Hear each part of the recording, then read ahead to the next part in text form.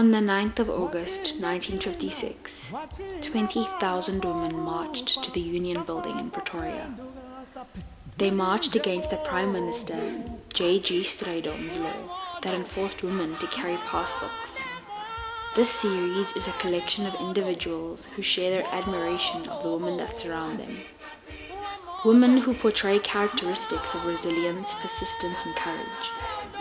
Let's celebrate our mothers, our aunts, our sisters, our lovers, our friends. Let's celebrate women.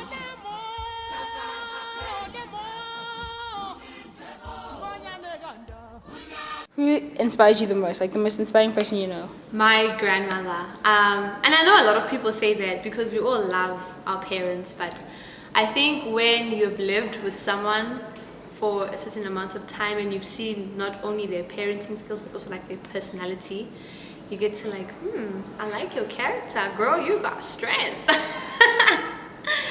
Yeah.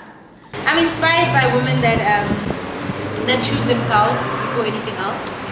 I'm inspired by women that seek the importance of self-love, self-knowledge, understanding who you mean to the world, understanding who you mean to yourself before the world. Women that can stand up even though people have told them that, no, sorry sweetie, it's not going to work, or you are not going to do this because of that, or whatever. I'm inspired by mothers, even though I'm not a mother. The selflessness that comes from a mom, most mothers anyway. I'm inspired by hardworking women. Like, I'm inspired by my sister. She's in a male-dominated industry, and the first thing she did was make sure that people knew that she's here for business. She's not here to look pretty. As much as she wears wigs and makeup, and you know, she's doing her thing, but she's like, I'm here to work before anything else. I'm not here for your pleasure. I'm not here to look pretty. I know what I'm doing. I think she instilled this thing of working hard and being a hardworking person before you are a girlfriend or a mother or a sister or an aunt. So women who are self-aware more than anything. That's what inspires me. My mother is very strong. She's, I think she's been through a lot in her lifetime, and some of the things I'm sure she hasn't shared with us because she doesn't want us to like worry or whatever. But I can from what I've experienced and what she's told me about her life experiences, she's so strong. I'm inspired by a lot of women, and for different reasons. But currently, it's Miriam Makeba, and she's always been a favorite of mine. But I think the more I learn about her music, about her politics, and her life, basically, I've just inspired me, to do more, to speak out more, And this is someone who lost her citizenship, lost citizenship from the land of her ancestors, and that didn't even, keep her down. She went into the world and made people aware of what was happening through her music, through the arts. And what I love about her is that on top of the fact that she was a political jazz musician, not to categorize her or anything, but she never forgot to express her other needs, romance and all those things. Like, she was a wholesome woman. She was both a revolutionary but also a human being, who had her own dreams, her own wishes, things she was interested in, and I'm inspired by women who go out of their way to show the world that, we can. I think the biggest thing, and I remember we had a conversation, we sat down and I told her, Uguti, what I appreciate most about her is that she's never really told me to do things. She's always shown me. For instance, like, grew up in a very, very pension in Ghana, guys. Pension is small. It's like 1.6, 1.7. And that's what it is now. It never used to be that much. And so I remember I would have like X amount of food, but she'd always think of her cousin that she grew up with, and it would always like half the rations, like food rations for her. And I remember at that time, I'm like, mind you, I'm like, nah, fam, we need as much of this food as we can get. And she'd always say to me, I've struggled with Usese, that's her cousin. I've struggled with Usese for so long that I know what kind of situation she's in. It would be really bad of me not to share what I have. And so having to see that from a young age, I've noticed Ukuthi I'm very giving. And I remember when it all came back, I sat her down. I'm like, Gran, I'm so grateful Ukuthi you've taught me the principle of charity.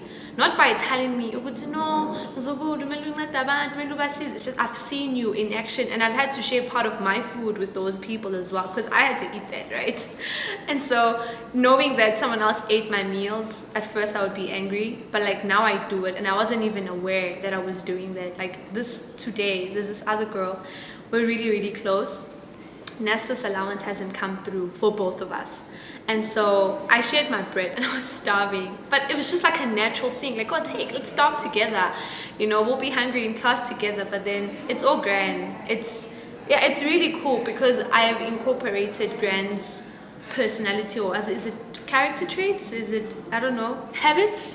Into my own fabric of personality, and I didn't realize it until now, because in humanities we're always analyzing stuff. So yeah, something like that. Another thing is just that I really hope that everyone takes the opportunity to appreciate the women that we have around us, not just like for Women's Day and Women's Month, but I've noticed, in African families, okay guys, I know I look different, but my Gran's like black. My family that raised me is very black, and Gran has really struggled to express her affections towards me. Like, I know she loves me, but she's never really told me. And so recently we've been learning, like we've been doing a program at church together, and one of the leaders was telling her, Wuti, it's important for her to express affection and love to me before I go out or every time she ends a call. And I remember she said that for the first time at the beginning of this year. I just moved into res, I was doing my first year. I am doing my first year. And then at the end she was like, oh, have you unpacked? I'm like, yeah. Like, are you settled in? I'm like, yeah. And she's like, oh, okay. It was orientation. It's like, okay, go to class, and then we'll talk later on. You'll tell me how school was, and I love you. And I was like, what? The alarms went off. I was like, what? Like, you don't know what to say. It feels wrong. Like, did she just say she loves me?